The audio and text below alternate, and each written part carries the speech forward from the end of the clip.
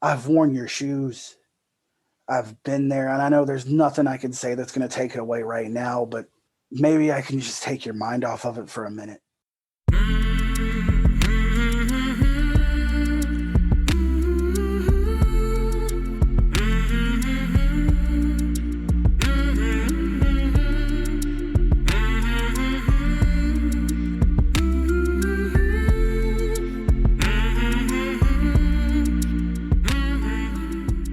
Hey there, my name is Sean, and this is Suicide Noted. On this podcast, I talk with suicide attempt survivors so that we can hear their stories. Every year around the world, millions of people try to take their own lives, and we almost never talk about it. And when we do, many of us, including me, well, we are not very good at it. So one of my goals with this podcast is to have more conversations, and hopefully better conversations, with attempt survivors. Now, we are talking about suicide. This may not be a good fit for everyone. Please take that into account before you listen. But I do hope you listen because there is so much to learn. If you are a suicide attempt survivor and you'd like to talk, please reach out. hello@suicidenoted.com. You can also message us on Facebook and Twitter at Suicide Noted. Episode number 46. As always, I want to thank all of our attempt survivors who have joined us here, as well as all of our listeners around the world. I really appreciate it. If you'd like to help out, well, keep doing what you're doing. Listen, let folks know about it. You can rate, review, and subscribe on Apple. And finally, if you'd like to help us out with a financial contribution, our Patreon link is in the show notes. We've got a few different tiers, and we'd love your support. Today, I am talking with Mike, a.k.a. the Smiling Viking. Mike lives in Wisconsin, and he is a suicide attempt survivor. Hey, Mike, how you doing? I'm doing pretty good today. How about you? I'm okay. I appreciate you asking that. I wasn't expecting it. I'm all right. This podcast helps me along, you know? I understand that completely. It does help a lot to talk about things and stuff like that Totally. you're dealing with. What's up with the Smiling Viking? What a great name. When I started to do my YouTube and Reddit thing, it was just Mike the Viking. I came to find there's actually quite a few profiles with that name. One of the things that I wanted to do first off, it wasn't just to start an outlet for myself, but when people would come to watch or people would come to listen and see things, I wanted to give people a reason to smile. You don't wake up every day with a reason to smile. And if it's the ability to see some chunky, hairy man give you that reason to smile, that's what I wanted to do. Awesome. Yeah. That's great, man. That's great. Where are you, by the way? What state are you in? I'm in Wisconsin, boonies of Wisconsin, basically, but we're covered in snow right now. I'm maybe a good 2.5 hours from the Michigan border. Appreciate you responding to me and joining me. I really do. Hey man, this kind of came from left field, but it was one of those things where, you know, it's an opportunity to go on to someone's platform and tell your story and help people, and that's something I'm big into. That's what I do. Everything I do for my streams and my videos.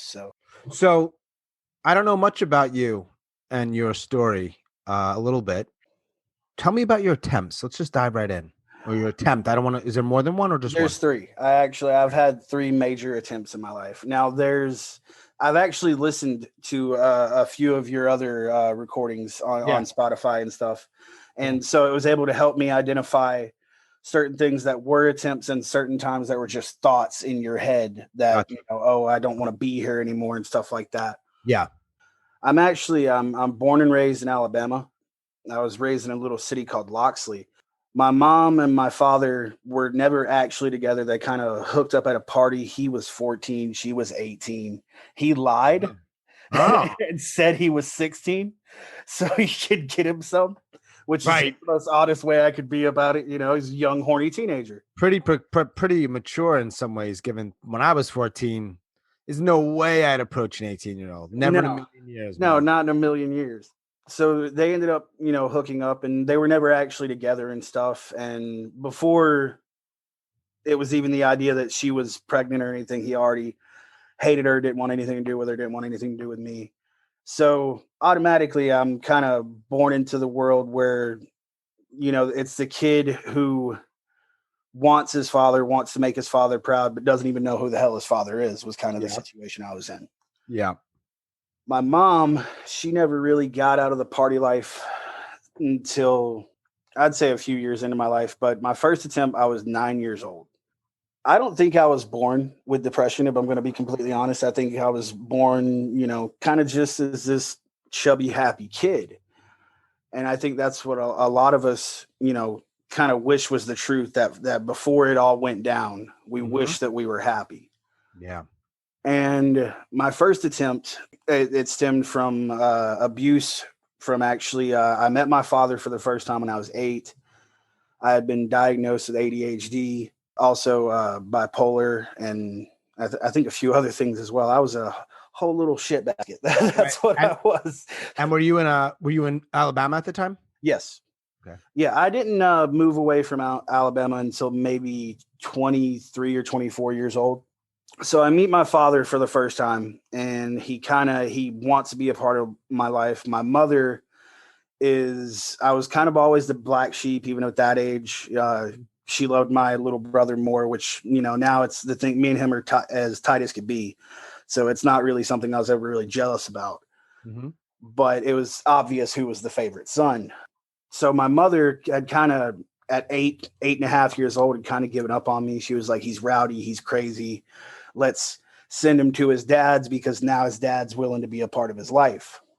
And at that time, your dad's what, 22, 23? Yeah, I think he was 22, 23 years old. He decided to step back into my life because he had gotten another female pregnant, and he wanted to actually be with her and raise this child. So he was like, I should take some responsibility. And I commend him for that. It may be a late time to step up to bat, but you're there. Right. That's about the only thing I can really commend him for. Being as young as he was, he still had a lot of that rowdy, not really ready to take responsibility teenager in him. That first few months, everything was fine. And then it started to be actual abuse. It went from a couple of spankings to now being hit in the face, being slammed into walls. And mind you, I was an 8.5-year-old kid. Yeah. And these were the things that was happening to me. And I think the biggest straw before my actual first attempt was, and I know you'll probably remember this. You remember when Blockbuster had the VHS tape, those hard plastic fucking tape things that they had wrapped around him? Yeah. He would spank me with those. Oh, that was one of his favorite weapons. One of the worst nights that I had with him, he used one of them to spank me, and it actually cut my backside open. So I was bleeding, and he basically told me, get in the shower, wash the blood off, go to bed. That was the deal. But I would switch houses back and forth, every interim weekend or whatever. You go back to your mom's or you go back to your dad's. And I went back home to my mom's house. And at the time, we were living with my stepfather. My stepfather, he was, I wouldn't call him abusive. He was more just prone to having rageful fits out of nowhere, but it wasn't really abusive. He would just scream and yell. And even then, that's not really something you want in an environment for children. Yeah, sure. I'm 9 years old, man, and I don't know how to talk about this shit. I don't know how to let it out. I don't even know what words to say to try to tell my mom, hey, my dad's hurting me. I'm not okay. And the thing is when it comes to attempts, when you actually try to do it, you remember those nights and those moments very vividly. Even if you don't want to, it's one of those things that I can instantly go back to, and I can see it. I can feel it. I can remember how the air tasted and everything about it.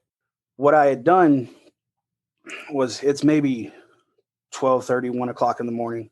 My mom works at a sex shop 30 or 45 minutes down the road from where we live. My stepdad's out in the living room, and I want to talk to my mom so bad. I just want to talk to her. I know tomorrow, it's Saturday morning. I have to get up. I have to pack my stuff. I have to go to my dad's house. And I want to talk to my mom. I want to beg my mom, don't send me there. Don't let me go, please. And in the midst of all this, my stepdad catches me awake. he spanks me, obviously, which the thing is I kind of being a 90s kid, I guess we were, now we know it's like, it's not okay to spank a kid, but being a 90s kid, we're sitting there and like, that was our punishment, man. Like we got spankings and shit like that. That wasn't abuse to us. Mm-hmm. Mm-hmm. And so he spanked me and he sent me back to bed, but I didn't actually go to bed. I stood at the washer and the dryer in the hallway and I cried for just 45 minutes silently, just begging for her to come home. And when she didn't, being 9 years old, I don't think I really understood the weight of what I was about to do or what I was going through. I just thought, I think at the time, if I'm dead, I don't have to go. Mm. And it's a futile attempt. But once again, I was 9. I didn't really know what the hell I was doing. I took a shoestring out of one of my shoes and I wrapped it around my throat. And then I wrapped it around my bedroom door and I sat down and literally choked myself until I passed out. Mm. And it ended up coming untied. Once again, I'm 9, man. I don't know what the hell I'm doing. Sure. Yeah. So my first attempt, that was my real first one. I blacked out. And the craziest thing about that one is I had never talked about that maybe until 4 or 5 months ago. Wow. That's one I kept to myself because the other two, they come many, many years apart. I mean, my second one was 17 and my last one was as recent as 2 years ago. Mm. The reason I never talked about that one is because I could never really put into words what it was like being a child, an actual child and wanting to die. I didn't understand these things. Yeah, of course. It had kind of started beforehand because, just from listening to everyone's stories and the things that you may have experienced, it's a buildup. Sure. It piles on. Like I believe a lot of my depression, a lot of my tendencies or my thoughts, they stem from the abuse I experienced from my father. Mm-hmm. Sure. My mother, on the other hand, while she wasn't really abusive, my mother was more, I would say, neglectful. Right. It was, I mean, man, living bad combination. It's a bad combination, Mike. Let me ask you a question. Did anybody find you when you were 9 years old? It was just you kept it to yourself. Nobody knew. Nobody knew. I kept it completely to myself. I woke up laying on the floor in front of the door, and then just kind of went to bed. It didn't work. I mean, I didn't really know what to do, man. I'd felt so weird after it. It's one of those things. I think when I finally woke up and I came back to, it was more along the line of what just happened. What was that? The thing is I think why I didn't automatically try again was because it hurt. It was painful. You're already in pain. You don't want more pain. Exactly. Yeah. You didn't try, but so here's what's interesting to me is, I don't know if interesting is the right word, but you're 9, life is not going well. So much so that you decided that particular night to do that, right? Yeah. Doesn't work. You go to bed, you wake up, nobody knows.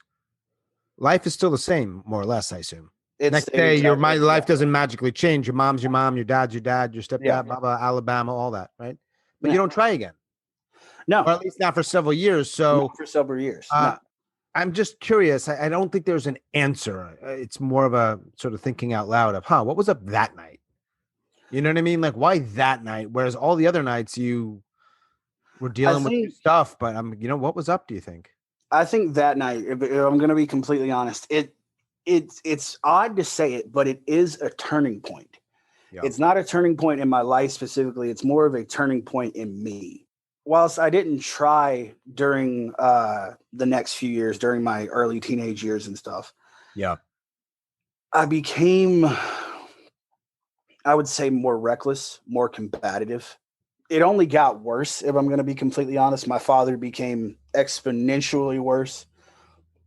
But it was because of the fact that whilst, the beatings and stuff I had earned beforehand were still, while I was sort of tolerant, the older and older I got, the more I wanted to stand up for myself, the more I would scream and yell back. And one of the big ones that he absolutely, and this is something I've always really, really kind of hated him for, is I was an AB honor roll kid when I was 10, 11 years old. I was on the right path, even though it was a path that was me sitting there saying that if I get good grades, then everything will be fine. And it wasn't. It never was. Mm-hmm. But I remember I got my first C in, I think it was fifth or sixth grade. It was basically, that's when it really took a turn. Was like, oh, I now looking at it, you see a C on your kid's report card, you're not angry at them. You tried, you've accomplished something, you made it somewhere. Sure. You didn't do your best and you can do better. Maybe. That's about where it's at. But a C with him at that age, man, oof. It got to the point where it wasn't just beatings and stuff like that anymore. It was almost his version of in-home military training from then on. One of his favorite things to do was to make me take a 25-gallon concrete kind of like pour bucket thing, and I would have to hold it halfway full directly in front of me. What? I could not drop it. I could not heighten it because that would relax the muscles in my arms. Did anybody step in from social services? Did anybody know? Nobody ever stepped in. I had a stepmom. I had 2 younger brothers, man. They saw this. My stepmom never said a word. And of course, it ended up being years later, I would come to find out that he was abusing her as well. Yeah. So that's why she never did anything for me. I hated her my whole life until I knew the truth, what was happening.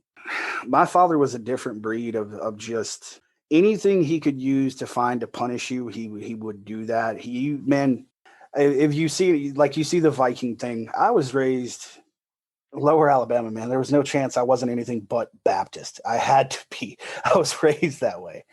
But this guy would literally, my father forced me to read the Bible as a punishment, man. That was he was that deep into being that much of it's an easy way to put it, but he's an asshole. Like there's no other way I can really say it. Yeah. No, man. I mean, if you're an asshole, you're an asshole, right? Yeah. Period. So if you don't want to be called an asshole, don't be an asshole. Yeah, don't be an asshole. Yeah. Pretty straightforward, right? So 9 years old and then 17. So now you're a teenager, young guy, young man, so to speak. What happened there or then? Okay, this is probably typical trope. I meet a girl. Yep. I meet a girl and I fall in love, man. And it's young, dumb, stupid love is what it is. That's you're 17. It's the idea of, oh, you'll kiss me and we'll do dirty things. Oh yes, I love you. You're awesome. That's where it's at. Powerful, man. Yeah, it is. It's very powerful. From the beginning of the relationship, she's actually very physically abusive. Really? Oh yes, I do believe I was 17 going on 18. She was 20 or 21, somewhere around there. Something in your family with the older women, man. Oh yeah, definitely. And you said also you're not a little guy? No. Yeah, I'm a pretty big guy. So tell me more, but when you say something like physically abusive, it makes you think, oh wait, Mike's not a small dude. What's up with that? So tell me, I'm curious to learn more about that. I would say since I was 15, 16, I've sat around 220. Mm-hmm. I've been kind of a more physically imposing type of guy. Right. And it's not something I use to my advantage. I sit here and I can honestly say I'm chunky. I'm also slow. Run. Like that's where I'm at. You run, I'm going to run out of breath, man. That's the deal. I'm not. Right. We can beat you in a race. Yeah.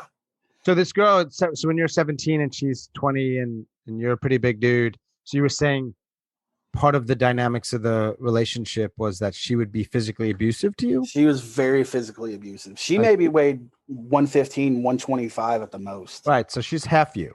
Yeah, she's half of me, man. And she's punching me in the face. She's trying to stab me. She was a vicious little thing. Wow. How'd you respond to that, man? That's got to be very confusing because, there's a reason you're with her. That's probably positive stuff. Oh, yeah. Well, there definitely was. I mean, when times were good, they were good. That's just what it was. Yeah. But that goodness maybe lasted 2-3 months into the relationship. Right. We met. We kind of started talking over the phone. I ended up going all the way to West Virginia to be with her.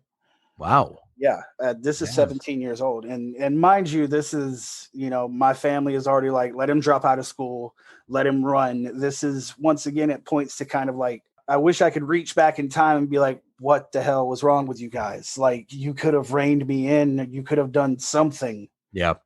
Even if I would have been rebellious, which I was very rebellious, you could have at least shown me that you weren't going to be neglectful about things. But it was, once again, it felt like it was just a moment in time where my mom was like, oh, I can get rid of him. Fine. Bye. Go. Be in love. That's kind of how it went. So Alabama to West Virginia. Alabama to West Virginia. Yeah. Get the girl. Get the girl. First 2 weeks together, when I'm actually there, we're really happy. We're really good. She basically says she has this little friend who has some marijuana. We can go smoke weed and be happy. So I'm like, yeah, I'm 17. I had been smoking then, not religiously, but I had been smoking since I was 14. Mm-hmm. So I was like, hell yeah, let's go smoke and stuff. She ends up making out with the guy and basically sleeping with him right in front of me. Wow. And I was just, there was a point in time of standing up for myself, but there was also moments where I would completely shut off and feel so small and so insignificant. Even as a big person, it's now I feel like I'm 1 inch tall. Yeah. This kind of continued, but I ended up running back to her parents' house or whatever. She ends up getting there, and this is where it really starts. This is the slapping, the hitting, the screaming, the cussing. The worst injury I ever got from her was about 6 months in. She heard me trying to talk to my grandmother about coming back home, to which she responded by taking my cell phone and busting it and my head together. She basically threw it at my forehead as hard as she could, and I ended up with a kind of a 1 inch gash on the left side of my forehead. She was violent, very violent. But it wasn't even just against me. She was actually violent against her whole family. She tried to hit her mother with a frying pan in front of me. She was a violent, different type of person. You alive right now? Is she alive right now? Yeah, she's alive. Because you can't be that way forever and get away No. with it. Usually, maybe it's a little different for women than men. I'm not sure, but you pull that shit long enough, and someone generally kills you. Yeah, someone generally. Well, the truth is as much as I don't wish any of this shit upon anyone, I would say about 2 years after we broke up, and I sent her back to West Virginia, she actually had a guy almost beat her to death. That's true. She ended up having his kid and everything. And the thing is, I want to feel bad for her. Of course, I don't wish that upon anybody. You don't deserve to be hurt. But at the same point in time, it's when you hand out certain things, you're going to get them back. I think so, man. Not always, but often for sure. Oh, definitely. Basically, so my second attempt, we come back to Alabama after everything goes wrong up there. She comes with me. Okay. We get in this kind of screaming match fight one night. Yeah. She was abusive through the whole relationship. That never stopped. And I'm one of those guys that, I've been abused since I was 8 years old. I can kind of roll with the punches. I can take them. It's not something that's really going to turn me away from somebody. We get in this screaming match one night. She ends up calling a guy who I thought was a great friend of mine at the time, and he comes and picks her up. They disappear and dip off. She ends up cheating on me with this guy. Damn. My best friend at the time, who is also friends with this guy, is sitting there on the phone with me at this point in time at like 2:00 in the morning, telling me they're screwing around right now. He's like, dude, I don't know what to do. I can't go in there. I can't say stop it. I can't do shit like this. And I'm like, I completely understand, because that's not his place. Sure. Now, my best friend has been my best friend my whole life. I've loved that man since I was 11 years old. I'll never stop loving him. He's my brother. He's always been there to kind of check me in certain moments or gas me up, he's a big part of me doing YouTube, was him wanting to, be like, you can do this. While I'm hearing this, I end up going into the bathroom at my mom's house. As I told you before, I was diagnosed with ADHD, bipolar, and stuff like that. So for half of my life, I was on a drug called Adderall. Yep. and I took the 30 milligram capsules daily. That's what I took. And I'll tell you right now, man, I fucking hate that medicine, especially for kids with ADHD. I know it affects people differently depending on who you are, but it turned me into a zombie, man. I didn't eat. I didn't Interesting. talk. I wasn't active at all. I would literally just sit in one spot all day long and just not be there. Mike, man, these drugs are so interesting. I use that word a little bit too openly, Yeah. but broadly. I really liked that drug and it worked for me. I didn't abuse it. I Yeah. don't remember why I was prescribed it, but you're dealing with your psych stuff and your doctors try shit. Oh, yeah. It kind of made my brain feel better. I can understand that. And there's overlap here with haven't talked about this much on this podcast because it's not really about me. But I ended up in my like early, maybe when I was around 30, doing a good amount of cocaine for a year or two. Yeah. And there was a lot of overlap with those two drugs, Adderall and cocaine. There was something about it working with my brain. I was like, yep. So interesting that your experience was really different. Here's the thing is I'm continuously prescribed this medication so my mom can take it from me. That's what's going on this whole time. So see, I'm getting mine, but she's also taking a few off the top for her. And actually what you're saying was more, she liked it because it sped her up. For me, man, it would shut me down. Yeah. Different brains, different something's different. Yeah. On this night particularly, this is 20 minutes after I've listened to my best friend. Mind you, we're 17, 18 years old at the time, man. He's actually crying on the phone about what's happening to me. But that's why I love this guy so much. And he had left and he had walked maybe 20, 30 minutes away from it because he couldn't put up with it. And I hang up the phone. I sit down in the bathroom and I down maybe a little bit over half of what was left in my prescription bottle, which I would get 30 at a time. So I down 15, 16, 17, however many 30 milligram Adderall capsules, swallow them. I'm in such a panic as to what's happening to me in this moment. It's not even an actual attempt in my head. It's not even me going, I want to fucking die right now. It's not even me going, let me kill myself. It's just, I'm so angry and so let down by everything that it's just like, fuck this. Just take them. Just take them. Take them. You got to like do something, right? Yeah. You don't want to, you got to do something. It makes sense to me. That's what I can really say about my second attempt is it is a panic attempt. Yeah. It's more along of one of those where you have to do something. You don't know what it is, but you do it. Yep. I down all these pills. And in the middle of this panic, I have my second panic, which is, oh shit, I just swallowed 15, 16 pills. For sure. So instantly I'm shoving fingers down my throat. I'm trying my best to stop all of this from happening.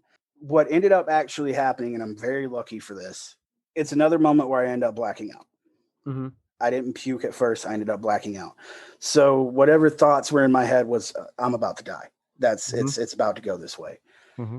Instead, what actually happens is when I black out, I bust my head on the side of the toilet and I land in a perfect position to start puking all of this shit out while I'm blacked out. So I puke all of it out while I'm asleep. And then my brother, who was there at the time, and my brother was he's 14, 15. He kicks open the bathroom door. When he kicks open the bathroom door, it slams on the other side of my head, wakes me up instantly. Oh, man. So he's sitting there and he doesn't, I'm kind of able to lie my way out of that one. And so he doesn't say anything. So I can be like, no, man, I puked and I blacked out. So I just slammed the door shut. He never sees the pills. He just knows that I puked on the floor. I'm not doing okay. You could have died on the puke though, no? Yeah, I could have. Yeah. But I had landed in that perfect position somehow. Yeah. I don't know if it's lucky or not, but something happened and helped you out a little bit. For sure. Something made sure that I didn't go that night. And with the life I'm leading now, where I'm at now, I'm definitely happy that none of my attempts worked. Right. Yeah. That's a good I spot to be in, man. Yeah. I mean, how old are you? I am 29 now. I'm going on 30. You got through that. Yeah. And then I'm doing my math in my head. I'm not much of a math guy. About 10 years go by. At 27. Yep. Yeah, and you make at this point you've gone from Alabama to Wisconsin. Yep. And if I could be wrong here, if I had to guess, I'd say that Mike in his early 20s meets a woman in her late 20s in Wisconsin. Am I wrong here? No, actually, Mike at 19 meets a 17-year-old girl in Alabama. Mm-hmm. And I completely fall head over heels in love with her. The first few years of our relationship was great. We stayed in Alabama until I was, like I said, 22, 23. My first child was born. I have a boy, and he's born 2 days after my birthday when I turned 21. It's one of the best birthday presents I've ever gotten in my life. I bet. But we hit really hard times. I'm not good at working. I can't hold it down as much as I want to, and that's something I can easily admit. Working I, at like making money. at any kind of job almost. I was good at construction when I was a teenager, but it was mainly because I was driven by just wanting to succeed, wanting to beat everyone who had ever doubted me, everyone who had done me wrong. I wanted to win. You wanted to win. It's such a weird thing about being me, I would say specifically, because I can't speak for anybody else. Such a weird thing about me is that when I'm happy or when I'm okay is kind of when I start to fail at a lot of things. Mm-hmm. It's when I don't do good at work. It's when I don't do good at the things that I want to be doing, is because for some reason happy me is a very unfocused, very undriven me. Interesting, man. Yeah. We have a good relationship for a while, but things start to fall apart. We start to fight. We start to argue. Everything just goes wrong in Alabama. And part of me starts to feel like everything that's around me is kind of like a poison. Mm-hmm. And I'm siphoning it slowly, but it's affecting me in such a bad way. And I end up ultimately I end up being right, which is weird, but it ends up being a true thing. I had to get away from my hometown. I had to. Yeah. Our first move is to Fort Scott, Kansas. That's where we end up at. That's Pretty random. Yeah. It was mainly she had a general manager job for Dairy Queen, and that was a good opportunity for her to go. So I said, screw it, I'm going with you. You have my children. Yep. You have 2 kids, 3 kids at this time? How I many? have two kids. We end up having a baby girl about 6 months before we head to Fort Scott. Got you. Once again, just the two absolute loves of my life, just without a doubt, are those two. And we get to Kansas, and I start to have a major fallback. And this is something that I hope I have fixed in myself, something I hope that never happens again. I'm very insecure when we get here. I start talking to other women. It's one of the biggest mistakes I've ever made in my life. I start messing around on her. And it's one of those things where doing stuff like this, you have to be real. You have to admit even your own faults. That was one of my biggest flaws, was I started to become a player who already had a home life. I already had kids. I already had a love that I could spend the rest of my life with, but it just, there's a part of me that was like, this isn't enough. You need more. You need constant validation. I start talking to other women. I start making a bunch of shitty excuses as to why I don't look at my phone, don't do this, don't do that. Of course, she ends up finding all of this out. They're smart, man. There's no way around it. That's the truth. And maybe it comes Probably weren't very good at covering it up. No, I was not good at all. Yeah, I'm sure she's very smart, but she probably didn't have to be that smart. It was probably right. Right. It's probably pretty obvious. Yeah. There comes a point in time where I find out that she has started a relationship with one of her coworkers. She is planning on leaving me. And even though now looking back at it, I can easily say that I pushed her away. I did that. Yeah. At that moment, I'm sitting here, why is this happening to me? What did I do wrong? Why does shit keep going this way? And eventually she ends up in the middle of the night one night. She tells me that she's going to take the kids to get food. About 4 hours later, she never shows back up. She never comes home. She left you? Oh, yeah. With the kids? Yeah, with the kids. She took them from me. Whoa. Yeah, in the middle of the night. How old were you at this point? I was 27. This was 2 years ago. This was Kansas or Kansas? This was Kansas, yeah. I was still in Kansas, and this is before I'd started to move up north further. Got you. So these kids, because you said loves of your life. Yeah. All right. Sometimes when people share stuff here, I never assume I can understand or get it because I'm different. Just I don't assume. But people say something, I'm like, I get it, but I can't imagine that. I don't have children, and I cannot imagine. Truly, I'm not trying to be like dramatic here, but that feeling, what that must be like. Oh man, You got to be more homicidal than suicidal. Yeah. Yeah, but there was no one around to kill except for myself. That was the issue. Someone's got to die. Okay, right. Yeah. Someone's got to take the fucking brunt of this, man. Right. Like that's where I'm at. Nothing, right. Something, and you were alone. Yeah, I'm left alone in this house. I don't know where I'm at, man. You know, I mean, we'd been there for a few years, but I was the stay-at-home dad. I took care of the kids. That's what I did. When I say these kids were my whole life, I mean it. I mean, waking up till going to sleep, it was all about them.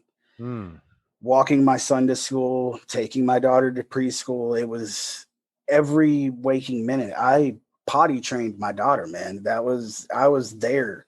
It was all me. So that night she takes the kids.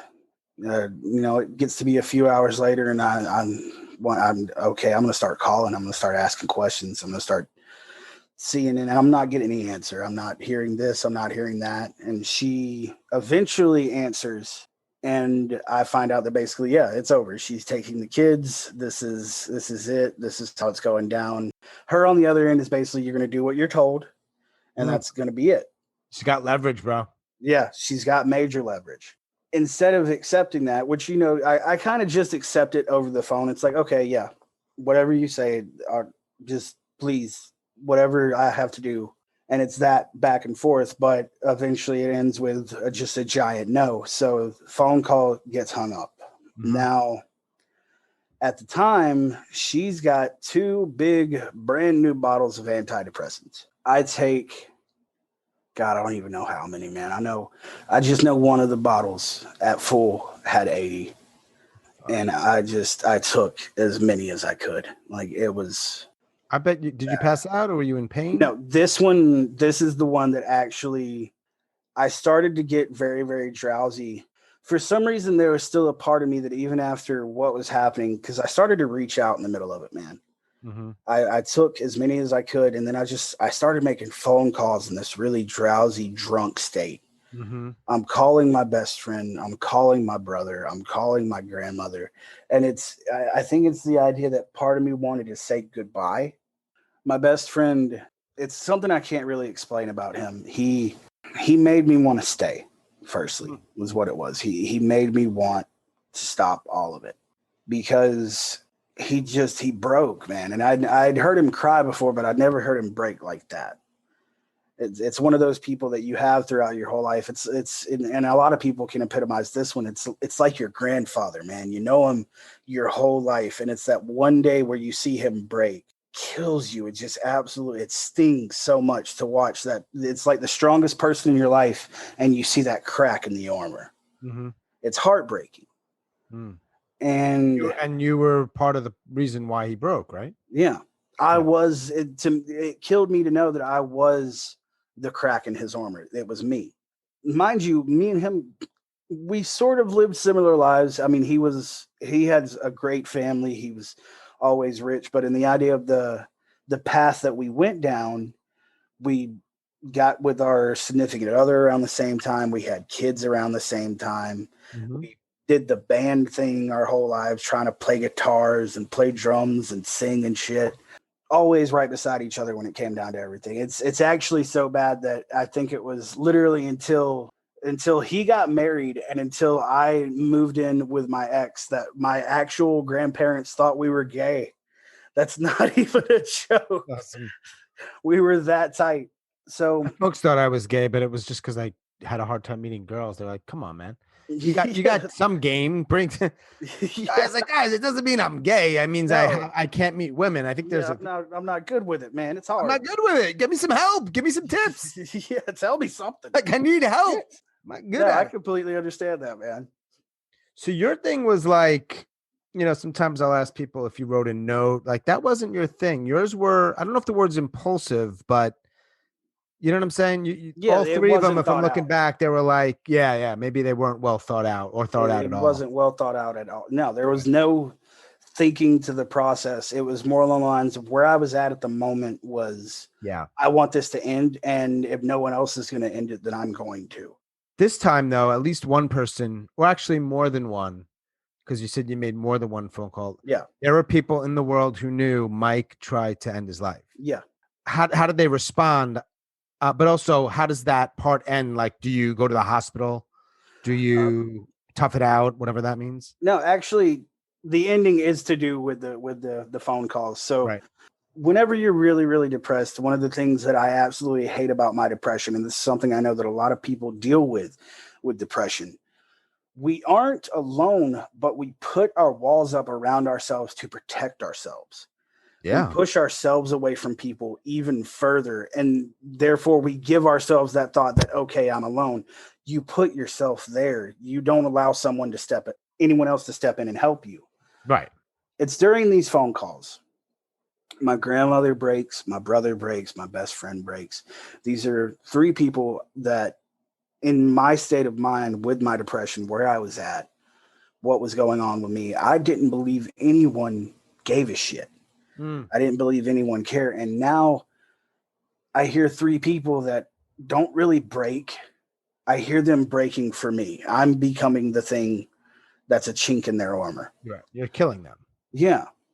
I'm not just killing myself, I'm killing them. My grandmother, all the way from Alabama, she calls the cops. Mm-hmm. Now, of course, in that moment, suicidal Mike is like, fuck you. Why did you do Right. that? Yep. Looking back on it now, I'm grateful. I'm Yeah. so very happy that she did that. Yeah. The cops get there. My brother, who's living in South Dakota at the time, literally just picks up half of his shit, gets his car ready, hits it to Kansas within 6 hours. He Damn. just takes off, man. He gets somebody to watch his kids instantly, and he's gone. He is on his way. We were very vicious to each other when we were younger, very mean, very loud, very angry. And now I couldn't live a life without that guy. I love him to death. So There's something he, so powerful when I hear stuff like that where yeah, someone just stops and takes off. and And that's it's really like everything else matters less right now. yeah. Not shit else mattered to him. There's something so damn powerful about that. Not even going to try to put it into words. It's just like, No, I guess that's what love is, right? That's what yeah, it is. that's what it is. It's really the moment. I think really it became one of those things where I always saw him as the little brother, but when I needed him most, he was the hero. Yep. He was up and on his fucking way, and I have so much love for him for that. Game He's changer, just man. I'm so proud of him now and everything he's accomplished. He's become such a great fucking person. But I think that was one of those moments that kind of led him to where he's even at now, because he was at a bad moment himself. But the moment he saw me lower than him, he said, fuck it, man. I may not have much rope, but grab on. That's the thing that I think it's that I think about this podcast and other stuff. Like some people who are in pain, one of the ways they can get a little less in pain, right? I'm sort of Yeah, careful, is just helping other folks who are kind of like them. They get it. exactly. And so I don't know exactly what that looks like. And it's not always realistic or feasible, especially now, but that little stuff can make a difference. I'm tangenting a little bit, but it just makes me think about that. Yeah. It is a big thing about doing this. You know, I think if you talk to this is your thing, man. This is what you do. Talking to these people, you Yep. can hear how a lot of them will have stories about how they were always the person who gave advice. They were always the person who tried to do this and do that, but they couldn't fix themselves. Right. That's one of the biggest things. It's why I love certain things that I love. Like I'll say this: one of my favorite comedians in the world is a guy named Bo Burnham. I know Bo Burnham. Yeah. Bo, I love him to death, man. Mhm. He's so talented. But he had this special maybe 2 or 3 years ago. I think it was called "Make Happy." Mm-hmm. And at the end of the special, he in one of his songs he said basically, watch the skinny kid give you the thing he can't give himself. Mm. he's making other people laugh. He's making other people smile. He's making them happy, but he can't do that for himself. And that's one of those, it's one of those things that when you see it, you're like, or you hear it, it clicks something. Yep. It's like, okay, that's what I've dealt with my whole fucking life. That's who I am. I'm that guy that something's going wrong with your girl. Yeah, I can do this, do that. You want a girlfriend? Do this, do that. But at the same point in time, if, hey man, I'm going through this, I'm going through that, I can give you that. But if I'm going through the same damn thing, I'm not going to listen to my own advice. I think I'm an idiot. That's where I'm at. Even if it'll work for you, part of me feels like I'm a dumbass for saying it. Yeah, it makes me think of all the people, and a lot of people on this podcast will tell me, people in their lives go to the quick fix, let's try to solve this. And I want to say to all of you out there, this is not Mike, this is Sean. If you're a fixer, check yourself. We believe for the most part you mean well, but check your stuff, because you might be doing exactly what we were just talking about here. You can't fix your own stuff, so you just throw it on others. Yeah. And that's another thing. That's another way I look at myself, is even if I'm handing out advice or trying my best, it's one of those things that, I try to make it clear, this isn't going to work for everybody. Right. Qualify it. Check. Yeah, exactly. If it were that easy and Mike had advice that would just work for everyone, we'd know it and we'd already do it. Yeah. None of us are that fucking smart. No. It's always, unfortunately, hey, it may not work. Yeah. It's not a quick fix, probably.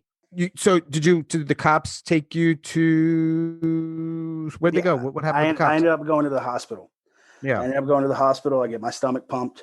I spent maybe 7-8 hours in the hospital altogether. And this is mainly because of the fact my brother gets there.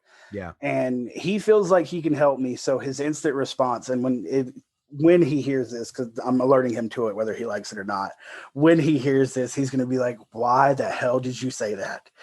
But as my brother, he gets there, he's sitting in the hospital with me before. And it's the same thing. I have a Zoom call or like an online meeting with a psychiatrist. And this is to decide what happens after I leave the hospital. Mm-hmm. That's the next decision. So my brother's sitting there. He goes, you lie your ass off. You tell her that you were okay, that you just did a stupid fucking mistake. You don't want to die. That's it. So that's truthfully, that's what I did. I got on the computer call with her, and I told her that I took all of those pills because I thought if I took enough of them, I could actually be happy.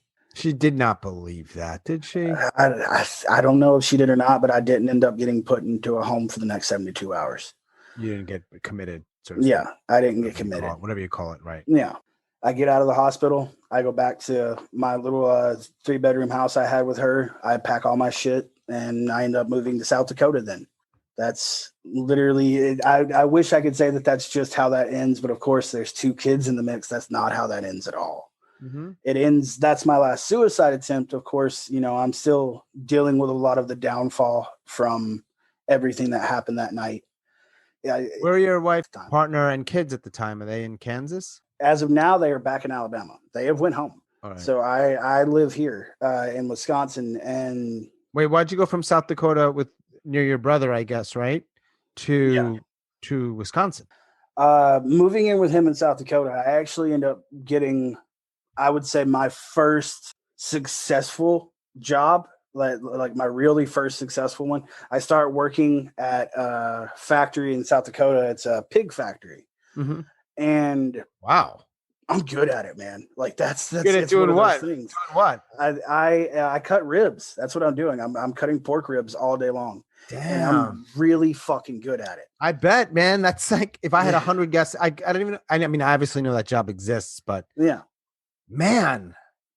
Reminds me of Rocky. Remember that's an old movie. yeah, beating on the fucking on the cows and shit. Yeah, you're cutting. All right, good. Hey, you know what? I don't want to sound trite, but it's good to find shit that you like or you're good at, man. Oh yeah, that helps. It's a lot of things, man. It's finally it's such a weird thing. Like I said, I'm so different from other people. I feel at the end of the day, it's one of those jobs where for some people, they'd be like, oh, this took my fucking soul. God, I hate this job.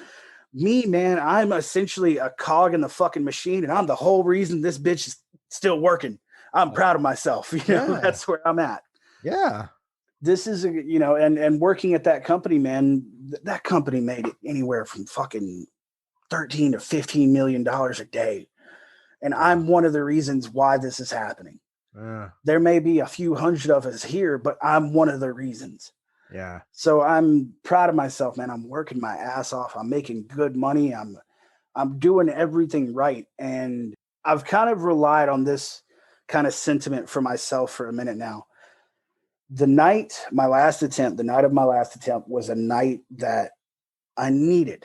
I don't want to say it that way because I don't want to, ever kind of get somebody to be like, okay, well, maybe I need to do the same thing. Sure, No, don't you fucking ever don't. Just don't try. But for me specifically that night, what I did was I feel like I killed a part of myself. I killed something, and I don't know what it was. I don't know if it was part of my burden. I don't know if it was one of the weights that I was carrying, but something died. And then when I moved to the next spot in my life, I was a fighter. I was winning. I was doing what I needed to do. It is rocky. Yeah. It was nothing could put me down, man. But I end up talking to, and me and her have been together for 1.5 years now. I end up talking to a person who has been through a lot of the things that I've been through. She has a very abusive ex. She's been through a hard family life, but she's really strong. She's resilient. She's responsible. She's got a son of her own, and she is moving up and she is fighting. It's weird that it's no longer, I think once you reach a certain age, it's no longer about like the leagues of a woman's looks. Now it's the leagues of her spirit. Yeah. Can she match my energy? Can she hang beside me? And she can. She's pulling punches right fucking next to me, man. That's what I see in this girl. I see a partner. I see a warrior. If I hand her a sword and a shield, she's going to fucking stab somebody. And that's all I need. And so is that part of the reason why you went to Wisconsin? Yes. Essentially what happens is. Well, how are you finding all these women several states away? What are you doing? What happens here, okay, I end up going on a little mini vacation. That's while I'm working at Seaboard, while I'm doing my port thing. I'm making $1,000 a week. I want a fucking vacation, so I'm gonna take one. I get up and I figure, I'll go to Wisconsin. I'll check some shit out, man. Part of me doesn't want to believe in fate or things that are destined to happen. Part of me doesn't want to believe that, but I walk into a Subway and she's the pretty girl behind the counter making sandwiches. Her eyes, I think that's one of the things that she hates any guy to say about her. She's got almost jet black hair, porcelain skin, baby blue fucking eyes. I'm talking actual baby blue. That shit shines. So as soon as I walk up to the counter to make my sandwich and to ask, what it's going to be and stuff like that, or to order it, I get to look at her and it's like, whoa, hi, fucking diamonds. Where did they come from? Like that was what it was. Like. Was that your line? I think so. It was her eyes, man. It was finding diamonds in the sand. That's literally what it was like. That's what it was for me. She lit up like nothing else. And on this little vacation, I flirted with her a little bit and stuff. Of course, just the amount of time you can to be in a Subway. Right. You got to eat your sandwich. You got to go. Sure. Don't flirt with the girl too much. This is her job. It's fucking weird. Right. It's one of those things. Don't be that guy, please. Yeah. But before I leave, I know in my head that when I go back to South Dakota, I'm 7 hours away. I know that. I know that I'm 7 hours away. I'll maybe never see this girl again. It would be stupid to waste my fucking chance. She smiled at every little thing I've said, and maybe it's just because she's paid to. Sure. But she smiled, she's laughed, she's giggled. Fuck it. Give her your number, walk away. That's what you do. You just give her your number. Don't even ask for hers. Give her yours and walk away. Can't hurt. No. So ended up giving her my number, and here we are a year and a half later. We're living together. We're rocking shit out together. We do the best we can. I mean, I'm in probably the happiest relationship I've ever had in my life. She's the person I've never trusted anyone more than her, Huh. and she's actually got my back. Kids are in Bama, the 2 kids? Yeah. You've bounced around, man. Yeah, I've covered half the damn country. That's So does she know? Does she know about my attempts? Yeah. Yes. I'm always curious to know like what people talk about, who they tell, how people respond, because people get weird around this shit, Oh yeah, they do.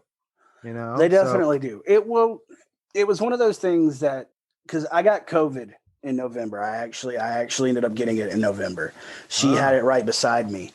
And I was working at a factory here called Aero Global. And there we would make you make safety latches and safety handles for bus drivers.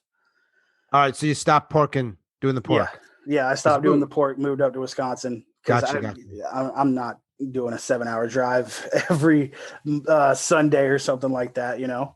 Yeah. So I get this job up here making safety latches, and I had that, I think, for 3-4 months. I get COVID. Whilst I have COVID, I get the original I think they say 2 weeks, but we all know it's more like 10 days. So you get the 10 days out of work and stuff. I had almost a whole month of symptoms. Wow. So in the middle of me supposed to be going back, they just took it as I quit. Boom, I lost the fucking job. So in November, me and her are talking, and I've always wanted to do YouTube. I've always wanted to try to build something on there, but I don't know which way to take it. Right. I get that. I'm like, do I do some gaming shit? Because I play a lot of games, and it's like, no, that's everywhere. Do I do a reaction channel because reaction channels are taking off? No, that's fucking everywhere. Do I talk about what's happened to me in my life? Do I talk about what I've been through? Do I tell my story? And do I try to help people just like me? Mhm. I don't see that a lot. No. That's not something that's around everywhere. And instantly she's got my back. She's fully 100% with me. And mind you, she knows now, but 80% of my story, she didn't hear until it was on video on YouTube, man. Right. But she's 100% backed me up, and she's even stopped me from kind of leading astray with it because I'm kind of I'm making it a little bit. I've got a few people who watch, a few people who show up and stuff, but it's still okay. Now I want to do gaming things. Now I want to do this. No, focus on what you're focused on. Focus on what this is about. This isn't about succeeding and making money. This isn't about doing this or doing that. This is about being heard and helping other people. Smiling Viking. So of course I'll put a link to that. Oh yeah. The YouTube channel, right? Yeah. And so when did you start that? I started that in November. I do believe my first video was November 12th. I think so. So I'm only a good 3-4 months in. And how often are you making videos? I'm trying to do 2 videos every week, usually Tuesdays and Fridays. Cool. That's when I want to put them out. Depression is a lifelong boxing match. Right. That's literally that's the way I see it. In some matches, in some of the rounds, you're throwing punches and they're landing and you're winning. But then in other rounds, you're getting your ass handed to you. There'll be, I especially doing my streams on Reddit because I do steady streams on Reddit as well. I try to do those every morning, but there'll be, some days where I'll get up and I can't find the drive. I can't find the push. I'm back in that dark corner of my mind. And it says, okay, maybe not today, maybe tomorrow, maybe the next day. So my schedule, while I want one, is very, very sporadic. It's good to have, the backing that I have from her and kind of from the people around me. She's a backbone, man. She really is. It's one of those things where when it comes down to it, I want to fold consistently. I'm sitting here doing this YouTube thing, and while it's not taking off the way I wanted it to, you're telling yourself the whole time, fuck, I'm going to fail at this too. I'm going to fail at this too. And no, I've got that steady spine behind me constantly. Mm-hmm. Mm-hmm. Yeah, makes a difference. Yeah, it really does. Keep going, keep trying. And she's a major part of the whole picture, even if she's not in the videos. That's one of those things that I can definitely say. She's there for me, man. And when it comes down to it, there's been moments where I've sort of almost pushed her away or been like, no, I don't want to talk about it. No, I don't want to do this or do that. But she doesn't really make me. She gets me to open. You And I got the think, one, man. yeah, I got that one who's able to kind of, she's got the key. She, whenever she needs it, she can use it. Yeah. Couple questions. What is one, maybe two, if any? I mean, you may not have any myths. Are there any myths where you want to call bullshit for and say, nope, that's just not true? This one may have been brought up before. There's a big possibility, but Sure. I've hated this one since I was very young. I hear and I know you've heard this before. A lot of people say it: the coward's way out. Right. Is it a moment of weakness? Yes, 100%. It is a moment of weakness. There's no way around that. But at the same point in time, I have reached that moment of weakness because I have fought so fucking hard. Yep. Yep. That's that. you can call it a coward's way out, but at the end of the day, man, I have bled, I have cried, I have tried, I've done everything, and now I have reached a point where I go, shit, this may be the only way to end the fight. Yep. You know? Yeah, I mean, that comes up from time to time, Mike, where we as a culture generally sort of worship people who fight hard and as a result get a promotion, win Yeah, a race, even get the girl, whatever. But we don't tend to say you fought just as hard to just keep stay plugging alive. away, stay alive. That sort of brushed aside of yeah, whatever. It's like Yeah, I for me and every single person I believe, certainly most that I've spoken to, they fight just as hard.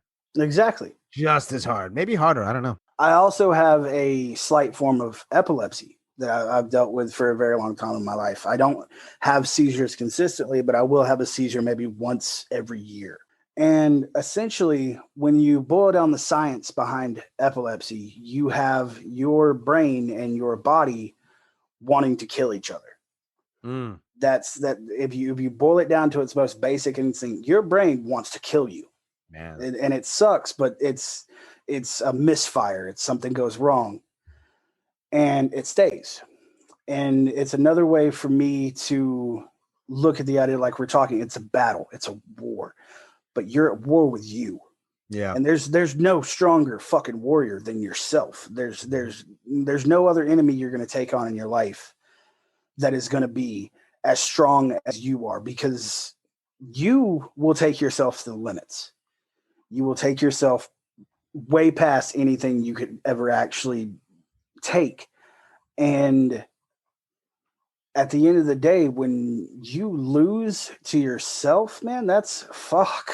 Yeah. That's deep. That's something that's hard to understand. It's hard to comprehend. Absolutely, man. Another thing, which Mm-hmm. I've seen this a lot lately, and I don't really know if it's a myth or not. And this is the thing I wish, I don't really deal with it myself, but when I see it, I hate seeing it from other people because you want to reach out and you want to do something. But I see it a lot on Reddit. I see it a lot in certain things that you'll see people who say, leave me alone. Mm-hmm. Don't offer me advice. Don't try to help me. Stay the hell away. And it's become this thing that I've actually named it pessimistic loneliness. That's what I call it. Instead of accepting any form of help, you wall yourself off. You Yeah. keep yourself away from everyone. Yeah. And to me, that's one of the hardest things I've ever seen these people go through, man. I'm going to tell you right now, being on Facebook and stuff like that. Okay, yeah, I'm on Facebook. I want to see a lot of people be depressed. Man, I go to Reddit and I'm reading suicide notes from 15-year-old kids. Hmm.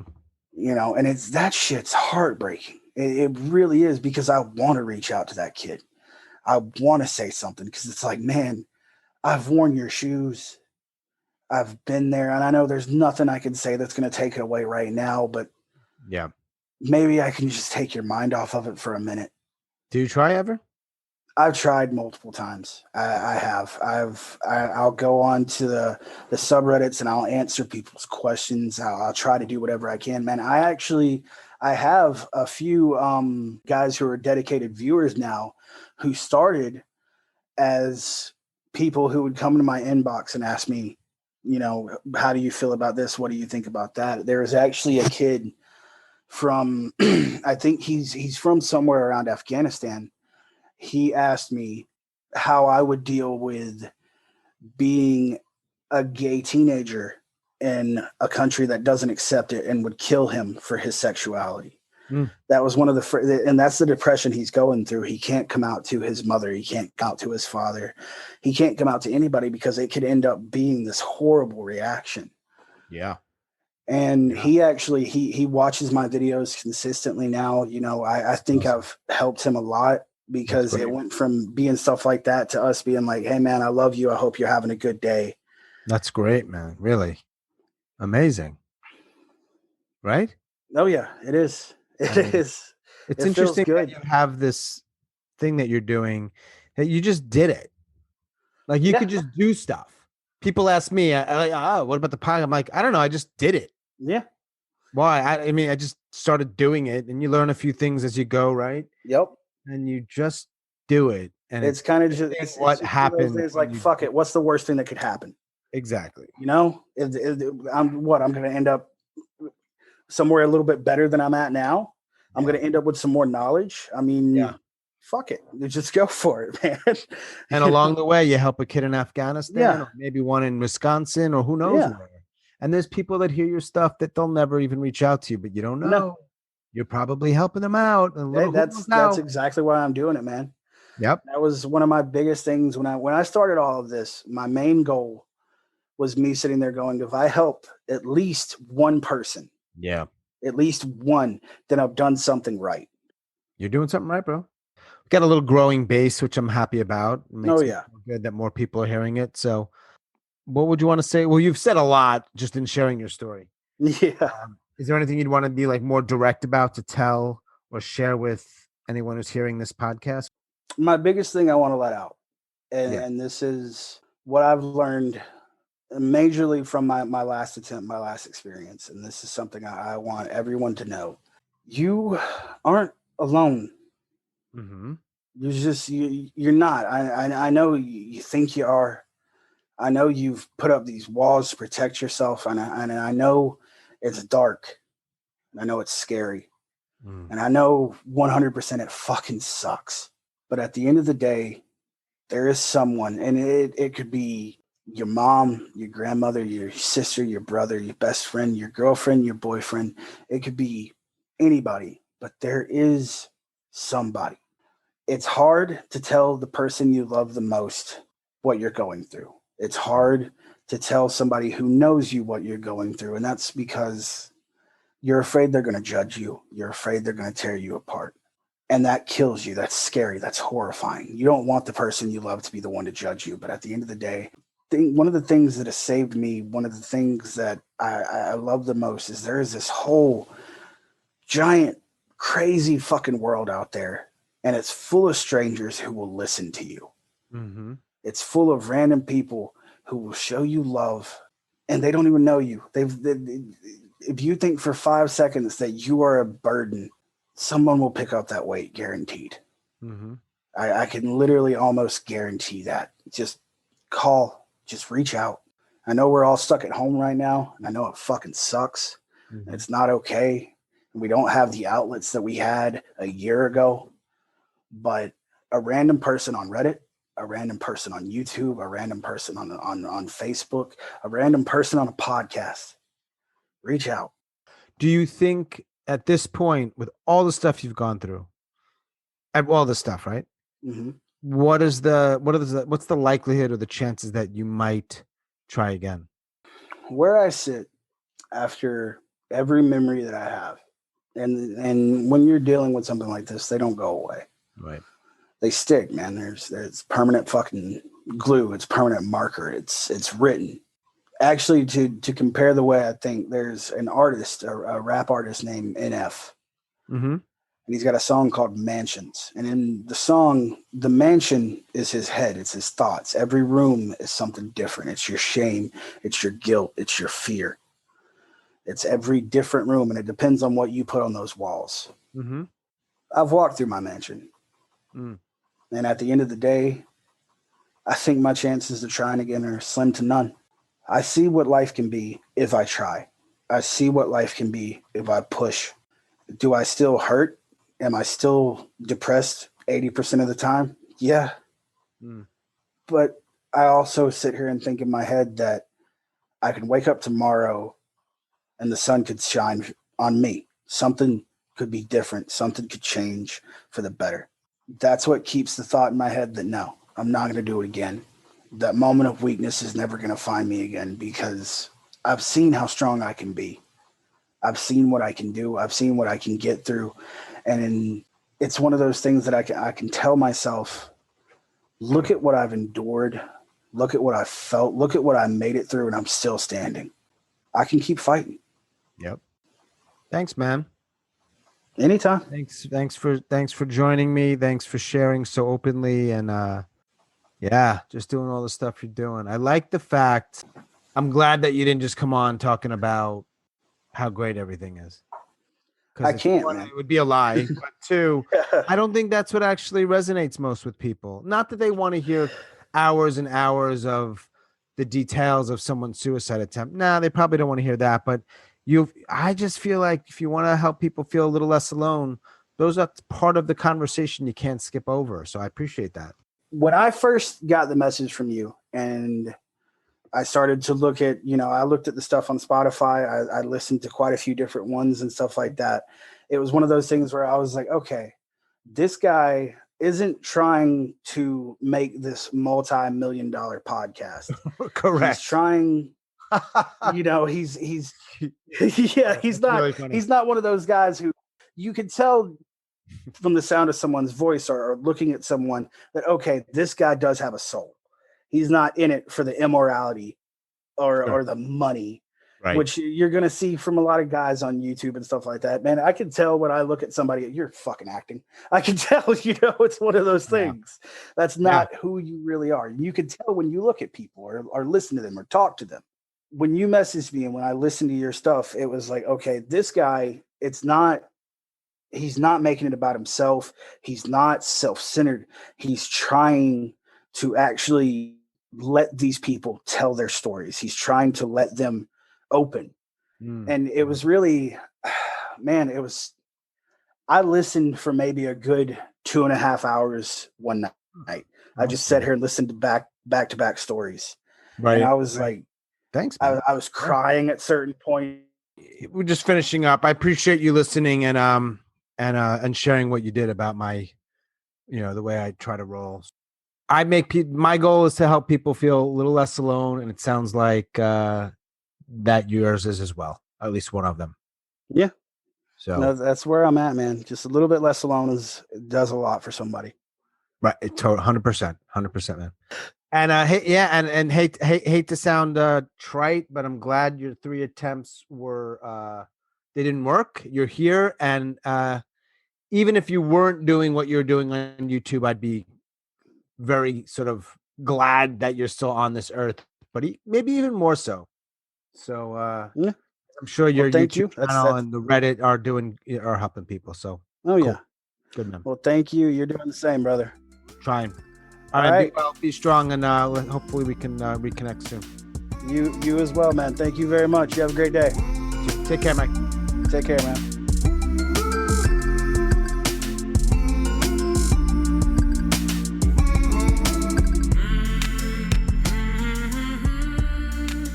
As always, thanks so much for listening, and special thanks to Mike, the Smiling Viking, up in Wisconsin. If you are a suicide attempt survivor and you'd like to share your story, I'd love to talk. Reach out, please. hello@suicidenoted.com, Facebook and Twitter @suicidenoted. We really appreciate your support. We hope you continue to listen. Stay strong. Do the very best you can. I'll talk to you soon.